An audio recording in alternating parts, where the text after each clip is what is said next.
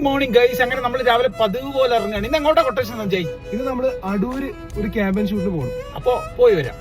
അങ്ങനെ നമ്മൾ വണ്ടിയൊക്കെ ആയിട്ട് ഇറങ്ങിയപ്പോൾ പതിവുപോലെ വിശപ്പ് വിളിക്കാൻ തുടങ്ങി. നേരെ കഫേ കുടുംബശ്രീ എന്ന് പറയുന്ന കുടുംബശ്രീ ചേച്ചിമാരെ കടയിൽ പോയി. അവർ നല്ല ചൂട് ഇഡലിയും സാമ്പാറും പതിവുപോലെ കൊണ്ടുവന്ന് തന്നു. ഇഡലിക്കൊക്കെ ഭയങ്കര ടേസ്റ്റ് ആയിരുന്നു. അങ്ങനെ ഫുഡൊക്കെ കഴിച്ചുകൊണ്ടിരിക്കുന്നതിൻ്റെ ഇടയിൽ സഞ്ജയ് പൂക്കി മൂടൊക്കെ കാണിച്ച് ആകെ ബൈബായി. ഭക്ഷണമൊക്കെ കഴിച്ച് നമ്മൾ നേരെ അടൂരേക്ക് വിട്ടു.